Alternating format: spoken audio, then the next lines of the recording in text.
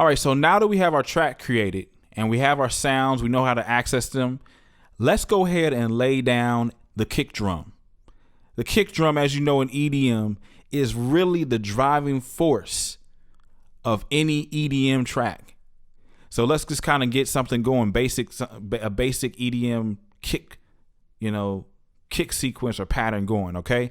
Now let's go over something real quick. Now, if you wanted to control your BPM, all right, your beats per minute, everything is up here. All you had to do is you can click on this and take it up as fast or long, make it as whatever speed you want, okay?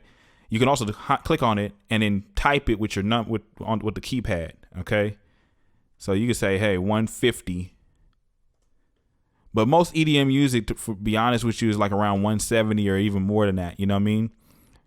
Leave the key signature at 4/4 time. You don't want to get into too difficult time signatures and everything like that, especially if you're just starting out. And I always make sure that I have this 1, 2, 3, 4 selected right here, so I have a count in and have the metronome going while I'm creating. So I'm gonna go through some of these kits, and then we're gonna lay down a kick drum.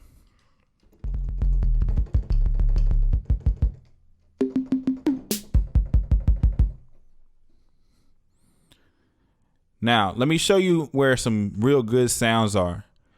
Depending on what sound banks that you have loaded in, you go to this legacy right here, go to Logic, and you have all the Logic sounds already in GarageBand now. Drums and percussion, Ultra Beat, and this is where all the juice is. This is where all the stuff is that you're really gonna want to get to create some dope EDM tracks.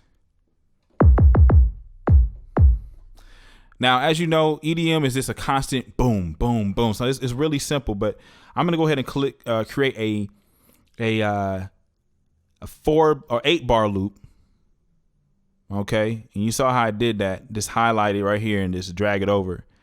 And I'm just gonna push record, and we're gonna get it going.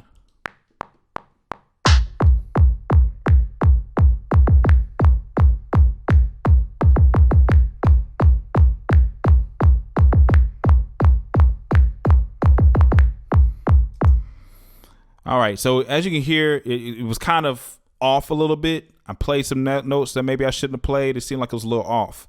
That's cool. Don't worry about it if you get started and you do that. All you have to do now is go over here to the scissors, okay? Or you can push P on your Mac keyboard. That's going to pull up the piano roll. Now you're going to want to go ahead and push down this, diminish this library or unfold this library right here so you can see it more. And then bring it up like this. And so all I'm gonna do, this is called step recording. I can really come in here and fine tune what I want here, but I'm gonna delete that sound right there. And what I do is I just highlight it by clicking in this project area or this workspace, just click there, and then I push Command A to highlight everything. All right, once it's highlighted, you can come over here to your quantization, which is going to snap everything in place where it should be so it's not playing off. And I'm going to go ahead and snap it at 1/16. Now let's check it out.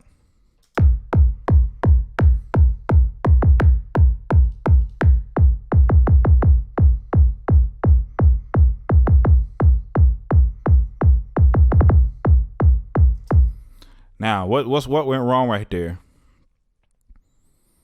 All right. This is all about this really seeing what's going on with the track. See how I just moved that? You can move something right here, or if you want, you can come in here and push Command, and this little pencil is going to come up, and you can just click right where you want the beat to get put.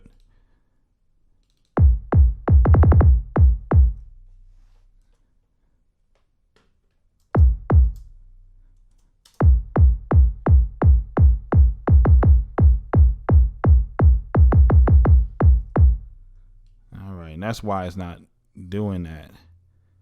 All right.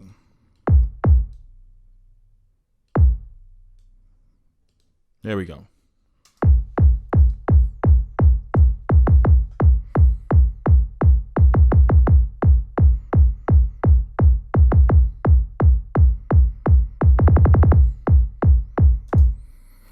Okay, so last thing I'm going to go over real quick before we go to the next lecture. Maybe you might have been asking this, like, how was he playing this note before he came into the piano roll or the step sequencer? Well, if I go over here to view or window and then come over here to show keyboard, you'll be able to see what I was playing.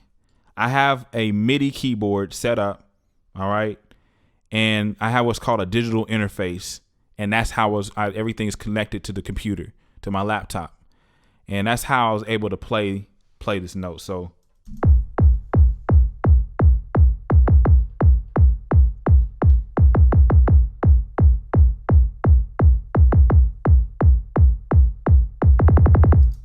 all right. So that's that.